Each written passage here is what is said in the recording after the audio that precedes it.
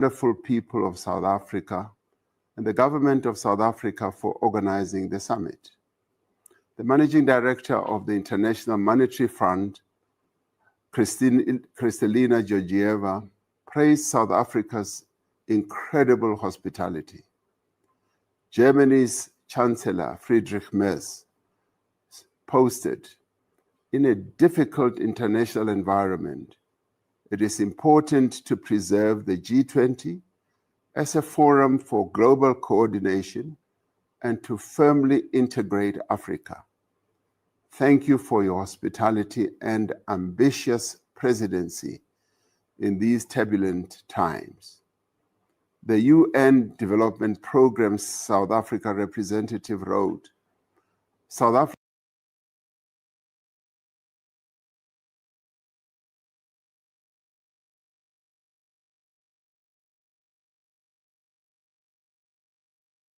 delivered a G20 that showed the world what African leadership looks like: dignified, strategic, and people-centered."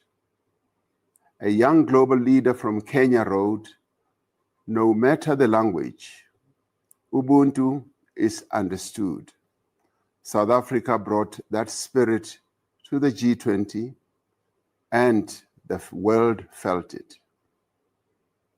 This is what I'd like to thank the people of South Africa for showing up for your country, for standing by your country, for showing time and again that no matter what difficulties we face, when it comes down to it, we remain proudly South African. And once again, as your president, I say thank you.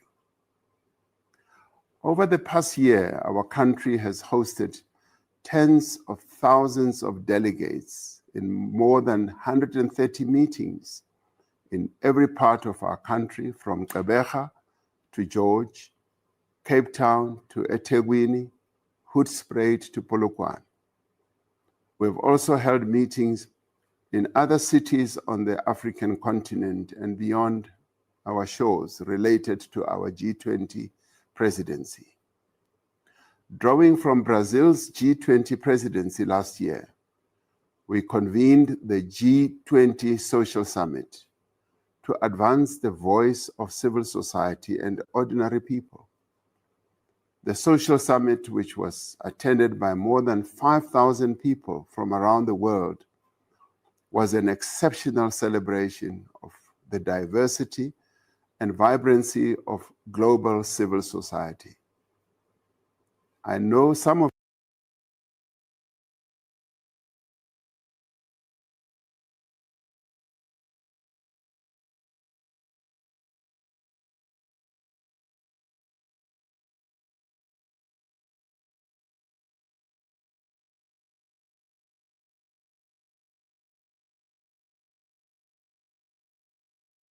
you might have been inconvenienced by the influx of visitors to our country. There were road closures, and there were other disruptions to your daily lives. We thank you for being patient and understanding, and we apologize for any difficulties you might have experienced. We thank the many people from across the country who welcomed visitors to our cities, to our towns, through our airports, living in our hotels for the time they were here, conference centers, restaurants, and tourist sites. We thank our security services personnel who ensured that all G20 events took place without any incident. We thank all members of different social sectors who participated in the engagement groups and in other G20 activities throughout the year. We thank the business people who participated in the G20 business forums and the B20 for bringing together businesses from other countries to focus and discuss our own economy. We thank the presiding officers and members of parliament, members of the judiciary, academics, and many others who organized their own sector G20 meetings. We also thank our media for keeping our people informed about the G20 processes that were unfolding all over the country. We thank our premiers for having been such welcoming hosts. We thank our mayors, our councillors, and municipal workers who worked so hard to prepare our host cities and towns for the arrival of our visitors, particularly in Johannesburg, which hosted the Leaders' Summit. These cities and towns showed what can be done when a concerted and coordinated effort is made to fix potholes and street lights, to clean up our streets and maintain our infrastructure. This must continue past the G20 and must be expanded to areas of our towns and cities that have been neglected.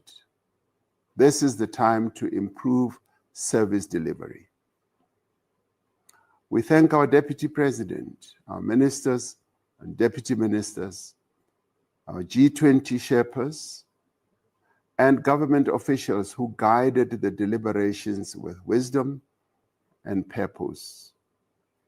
They did considerable work to prepare the drafting of the declaration that was adopted. Most importantly, I wish to thank each and every South African for contributing to this great success and for showing the world the strength of our values, the generosity of our people, and the power of what we can achieve when we work together. The impact of South Africa's G20 extends beyond the warm welcome and the memorable experiences of our visitors. From the outset, we placed Africa's growth and development at the heart of the G20's agenda. We undertook this responsibility at a time when the world is facing complex challenges, from wars and conflicts to rising inequality and the urgent threat of climate change. These challenges cause hardship and suffering across the world. They contribute to slower growth, weak investment, and economic stability. These challenges affect many countries, especially in the global south. Here in South Africa, our people are confronted each day with poverty, unemployment, and the high cost of living, which are made worse by poor service delivery in many areas of our country.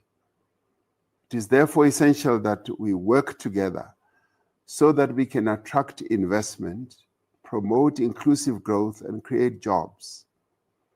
Through the work we are doing together, we are beginning to see the green shoots of an emerging economic recovery. Unemployment is falling and has been recorded as such in recent months. Our public finances are improving, allowing us to steadily reduce our national debt. We have recently seen a sovereign credit rating upgrade.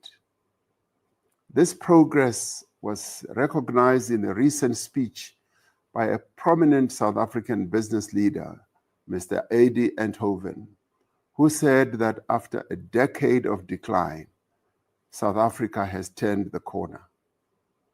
He said our economic trajectory is positive and improving. We are also working together to confront some of our greatest social challenges, such as crime and the violence perpetrated by men against women. Just over a week ago, we classified gender-based violence and femicide as a national disaster. This classification should provide us with a broader range of measures to intensify our shared effort to end this scourge and pandemic. While some thought to create division and polarization between nations, we used our G20 presidency to reinforce our shared humanity. We fostered collaboration and goodwill. We affirmed that our shared goals outweigh our differences. The leaders' declaration adopted at the summit is a clear demonstration that the spirit of multilateral cooperation is alive and strong. The adopted declaration reinforces the importance of the G20 as the premier forum for international economic cooperation and its continued relevance in the face of a rapidly changing global environment. This is particularly important as the G20 represents approximately 85% of the world's GDP, more than 75% of world trade, and also represents around 2/3 of the world's population. We have ensured that this G20 is inclusive and reflects the strength in our diversity. Working with leaders of the G20 countries, we were able to find agreement on actions that will improve the lives of people of South Africa, as they will improve the lives of people of Africa and the world at large. We found agreement on some of the issues that hold back the growth and development of our country and our continent. One of these issues is the national debt that many countries are burdened with. Many countries, especially in Africa, spend more on debt repayments than they do on health and education or infrastructure. The G20 leaders agreed on further mechanisms to provide relief to countries with unsustainable debt levels, to reduce the cost of debt, and to increase affordable financing, especially from international development banks. The G20 leaders recognize that climate change is having the greatest effect on those countries and communities that are most vulnerable. They agreed on increased funding and support for countries to prevent disasters and to rebuild in the wake of devastating climate disasters. There was agreement on increased funding for climate action. This is particularly important for countries like ours as we undertake a just energy transition to a low-carbon economy in a manner that protects workers, businesses, and communities. The G20 leaders also agreed that the critical minerals that the world needs should benefit those countries and communities where those minerals are found and extracted. There was agreement that countries like South Africa should be able to process and beneficiate the minerals they mine before selling them to other countries as finished products. This will create jobs for our people. The agreements reflected in the G20 leaders' declaration are just the beginning. We will continue to advocate for global progress on these and other priorities, building on the foundation laid during our G20 presidency. We will work to advocate and to fight for a more equal world. South Africa commissioned the work of the G20 Extraordinary Committee on Global Inequality that was led by Professor Joseph Stiglitz, which produced the first G20 report on global inequality. The report sets out a clear set of recommendations to address this global challenge. We agreed that we will work with other willing countries to support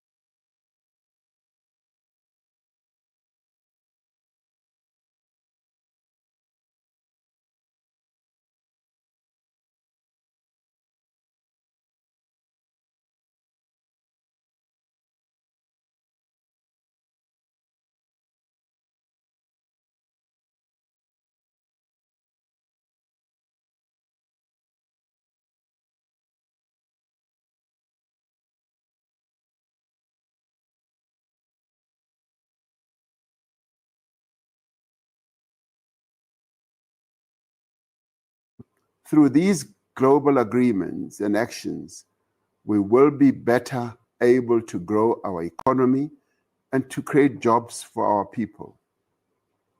The G20 consists of 19 countries plus the European Union and now the African Union. As the G20 presidency, South Africa invited 16 guest countries to participate in the G20 discussions, including especially a number of African countries and Africa's regional economic communities and financial institutions.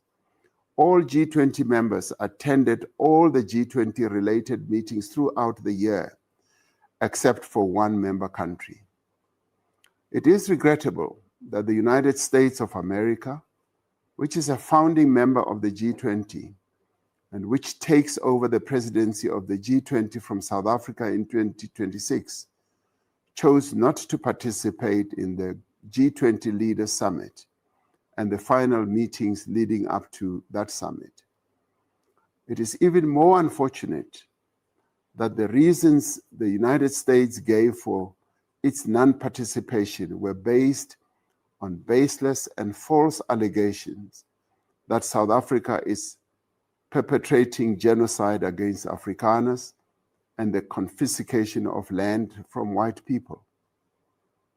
This is blatant misinformation about our country. We were most pleased that many organizations, businesses, and individuals from the United States participated in large numbers in G20-related activities, such as the Business 20 Summit and the G20 Social Summit. South Africa valued their constructive and enthusiastic participation. Earlier this week, we formally handed over the G20 presidency for 2026 to the United States, observing the appropriate diplomatic protocols. A few days ago, President Donald Trump made a statement to the effect that South Africa would not be invited to participate in the G20 in the United States. He repeated untrue statements about genocide against Afrikaners and the confiscation of land from white people in our country. We must make it clear that South Africa is one of the founding members of the G20, and South Africa is therefore a member of the G20 in its own name and right. We will continue to participate as a full, active, and constructive member of the G20.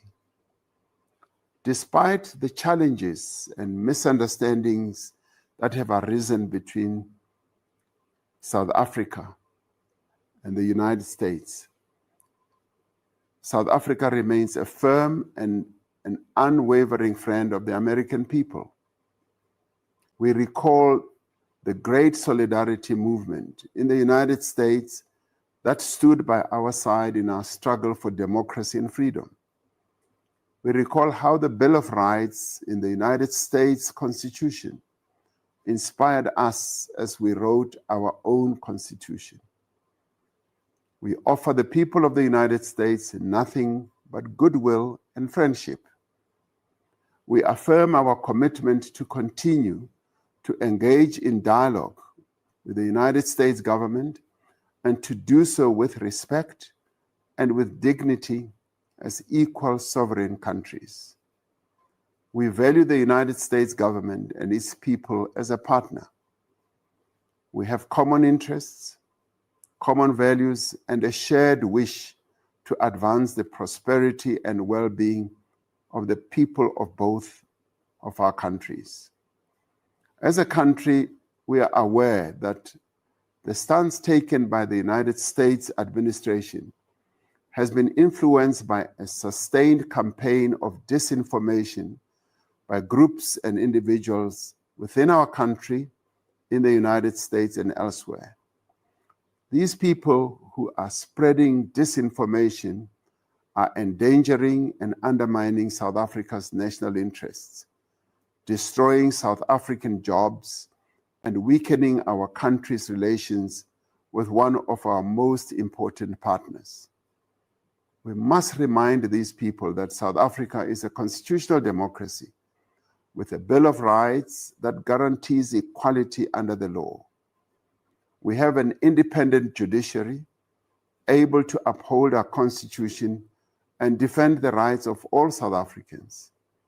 We are a country that has a tradition of dialogue, that has an enduring ability to come together to confront the challenges that we face.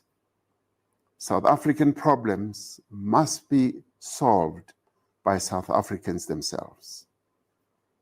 We have now embarked upon a national dialogue where all South Africans from all walks of life, of all races and creeds, are invited to forge a new future for our country. We have determined, in the tradition of Nelson Mandela and other great leaders that have helped to build our nation, that no one must be excluded. Every voice and every perspective must be heard. And as we invite people to participate, we also invite those who are spreading misinformation about our country to bring their concerns and their solutions to the national dialogue. We must never allow others to try to redefine our country and cause divisions amongst us or dictate who we are as a nation. We know who we are. We are South Africans. We are defined by our ability to work together and to find solutions to problems that beset our country. We live together, work together, learn together, laugh together, even play together. We also pray together as we did today during the National Day of Prayer. We also mourn together. We celebrate together and face our challenges together. In the best and worst of times, we have stood together. We must work with greater focus and determination to address the many challenges our country is facing and make our South Africa a peaceful, prosperous, and great nation. And as our sportsmen and women have taught us, we are stronger together, always. Lastly, thank you once again for coming together as South Africans to host a very successful G20.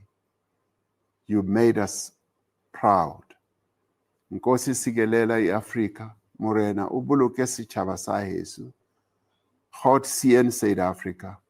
God bless South Africa. Mudzimu patlucheze Africa chipembe. Hosi katekisa Africa. I thank you.